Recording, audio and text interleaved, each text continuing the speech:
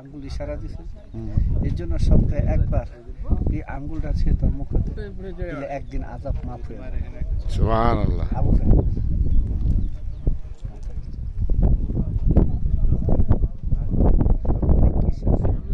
এখানে যে কেমনে ছিল এই জায়গায় পানি, ওই সময় পানির কি ব্যবস্থা ছিল? আবু বকর উসমান এদের ছিল, কিন্তু এদের কোনো স্মৃতি নেই, এদের কোনো স্মৃতি নেই। আপনার কোনো স্মৃতি নাই, মাওলানা আলীর কোনো স্মৃতি নাই। এদের স্থানগুলি বিচ্ছিন্ন করে দিয়ে দিয়েছে। দেন কিভাবে? আবু জাহেলের বংশধর না গো? হ্যাঁ, এরা আবু সুফিয়ানের বংশ। ও নবীর সবচেয়ে বড় শত্রু ছিল, নবীর সবচেয়ে বড় শত্রু ছিল তাদের মধ্যে একজন আবু সুফিয়ান। জীবন বাঁচানোর জন্য ইসলাম। আবু হিন্দা রাসূলের চাচা আমির হামজা কলিজা বার করে মুখে দিয়েছে। আবু সুফিয়ানের স্ত্রী হিন্দা, মুয়াবিয়ার বাবা মা, এই উমাইয়া গোষ্ঠী নবীর বংশ শেষ করে প্রথম।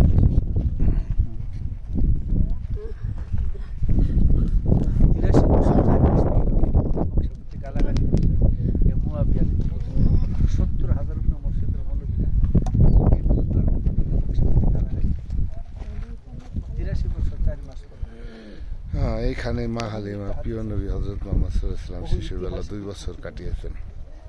এই সেই ঘর নাই, কিন্তু এখানে ইয়ে রাখছে। ধর্মপ্রাণ মানুষ মুসলমান মনের মধ্যে একটা আবেগ জাগে যে এত সুন্দর এই হালিমার বাড়ি, উমুকের বাড়ি, উমুকে এই কাজটা করছে, এই স্মৃতিগুলো আজকে ধরে রাখলে এই যা নামাজ বিচার রাখছে, কত ভক্তি আবেগের সাথে সবাই আদায় করে দিতেছে। এটা যে সুন্দর একটা স্মৃতির মাধ্যমে রক্ষা করে রাখতো, তা হইলো মানুষের মনে আরো সুন্দর আবেগ আসতো। এগুলি যাতে না হয়, হ্যাঁ, এই ওয়াহাবিরা মুয়াবিয়ার বংশের ভিতরে বেদাত কইয়ে সাথে গেছি। তারপরে বর্তমান যে আব্দুল হাফ নজদি, বর্তমান যে সরকার, তার পূর্বপুরুষ আব্দুল হাফ নজদি, তার বোনের জামাইয়ের নাম ছিল সর্দার সৌদ, যার নামে সৌদি আরব।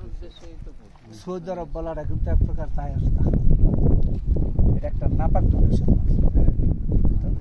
এই তার নামে রাখছে জাজিরাতুল আরব ছিল, ওটার নাম রাখছে সৌদি আরব। কথা বুঝছো? এটার নাম ছিল জাজিরাতুল আরব। নবীর নামে কোনো স্মৃতি রইল না, সবগুলো সর্দার সৌদের নাম। এইভাবে বিকৃত করা হয়েছে ইতিহাসগুলো, ঘটনাগুলিকে বিচ্ছিন্ন করা হয়েছে। রাসূলের নিজ হাতের লাগানো একটা খেজুর গাছ ছিল 1886 সালে, 1986 সালে এটা কেরেন দিয়ে উঠে রাখছে। অনেক সময় দেখা যায় 10 দিনার দিয়ে একটা 10 দিরহাম দিয়ে একটা ইয়ে কিনে খেজুর, কিন্তু তখন তো রিয়েল দিনার আর দিরহাম ছিল। এই জন্য গাছটাই উঠে ফেলেছে, সাদারাই উঠে দিয়ে ফেলেছে, লাগবো না। এই যে গাছের ঘুমের মধ্যে দেখছো ঘেরা দিয়ে রাখছে। এখানে ইসলামের মূল রাসূল সোয়া লক্ষ সাহাবীর সামনে কিন্তু এই ভাষণটা দিয়েছিল।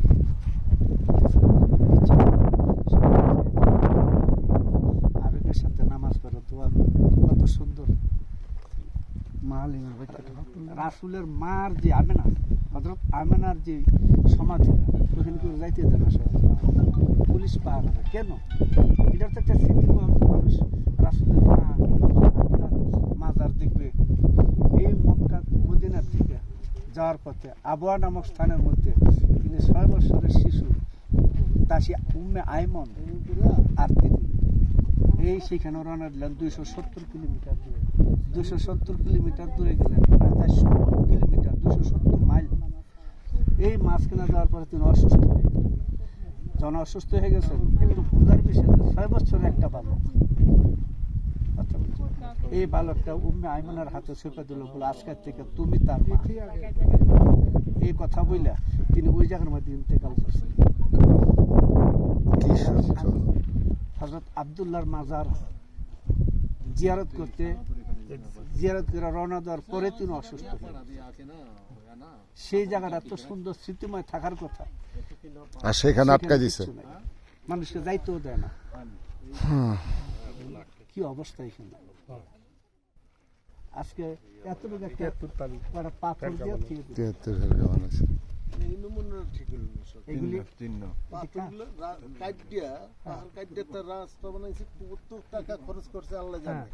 এখানে কিচ্ছু কিচ্ছু হলো না।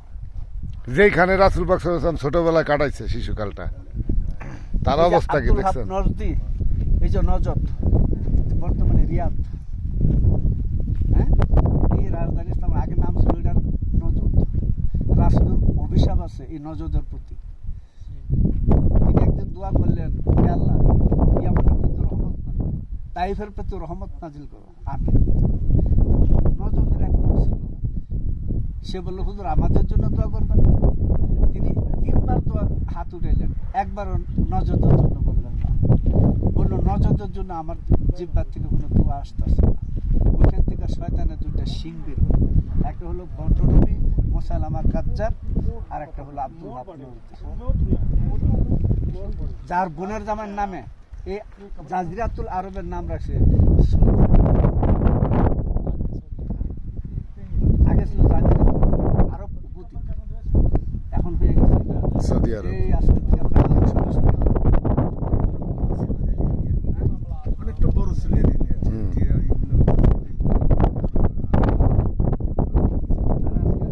এইটুকু জায়গার স্মৃতি দর্শন করে মানুষ দূরে আসে। আর তার অবস্থা রাখছে কিভাবে? অথচ যেখানে রাসূল শিশুকাল থেকে বছর কাটাইলেন, তার কি একটা স্মৃতি থাকা উচিত ছিল? অবশ্যই। যারা নবী প্রেমিক, যারা রাসূল এদের স্মৃতিটা নাই। আরে আবু জাহেলের বাড়ি তো পায়খানা বানা রাখছে, একটা কিছু করে রাখছে। এটা তো ভাব করে দেখলেন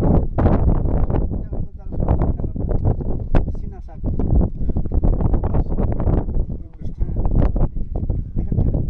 তার দুধ সায়মা হযরত হালিমার মেয়ে, সে দোলনাতে দুলাইয়া বুক বাড়াই, আর ওইখানে বুদ্ধি করা যেত, ওইখানে তার সিনা শাক। এটা হলো শিশু, ওই সমস্ত স্মৃতি আর কিছু এই কটা পার করে। এই যে আজকে সবাই নামাজ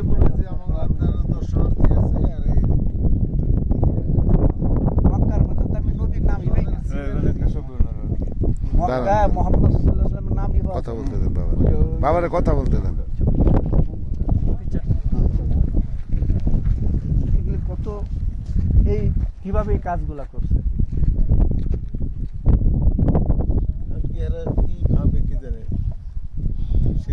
কোথা থেকে আসছে? বাংলাদেশ কোন জায়গায়? বাংলাদেশ থেকে? এখানে থাকে। এখানে থাকেন? না না, আসছে। যে এত দূরে আসছেন, এই জায়গাটা আমাদের দেখার একটা আবেগ না? তা তো অবশ্যই, আমি তো মনে করছি আরো কিছু অনেক কিছু কি কাজগুলো করছে? এরিয়া দিয়া আমাদের চিন্তার বাহিরে এগুলো। আসলে এগুলা কি করছে? মক্কা শরীফটা কত সুন্দর সাজাইছে, কিন্তু খাদিজার এখানে মাজারে, অবস্থা। বুঝছেন? মক্কা শরীফও ভালো সাজায়নি। হযরত খাদিজার মাজারে বিশাল গম্বুজ ছিল, ভেঙে বলছে। হ্যাঁ, এগুলো ভাঙ্গা গুঁড়া করছে, এখন ছোট ছোট ওয়াল দিয়ে থুয়ে দিচ্ছে।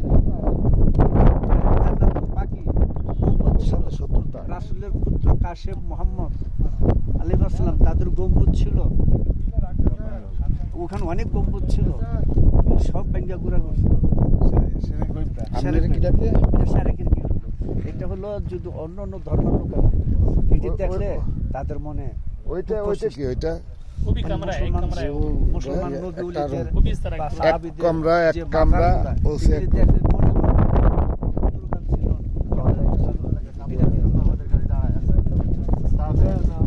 মিনিটের জন্য এখানে আছে বললেন। হ্যাঁ, এগুলো গাইছেন না, এরা 2 মিনিট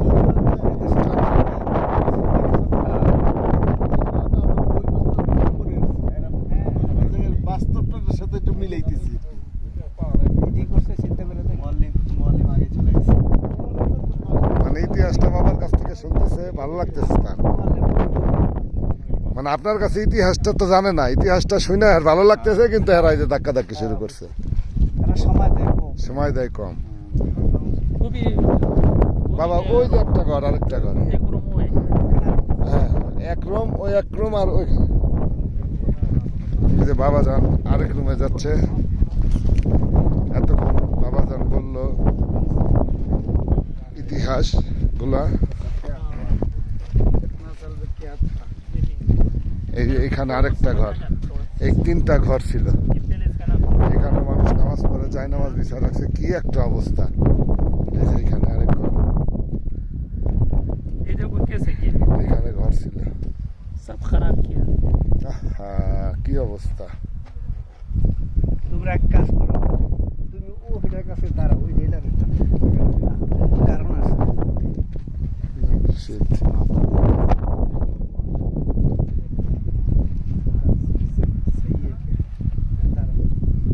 ও যে এই ঘরটার কাছে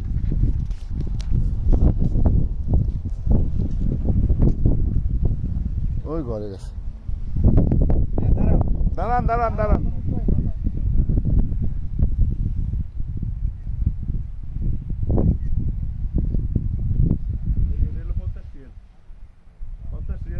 এটা দিলাম কেন থেকে সব একটা টাকা পায়, বলতে পারবো 200 না।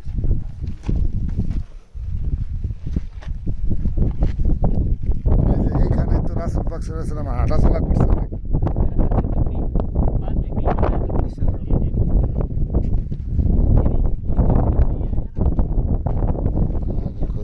আরে রাসূল হাঁটা চলা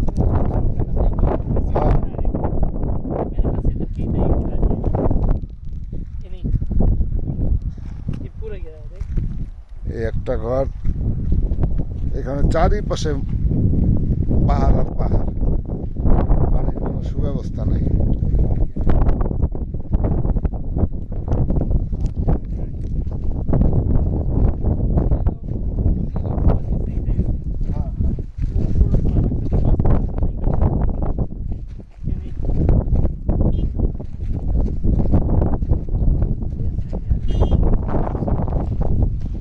আমি আশ্চর্য হইলাম যে কেমন গুরুত্বপূর্ণ অংশগুলো এরা এইভাবে চেয়ে দিচ্ছে। কেমন জিনিস।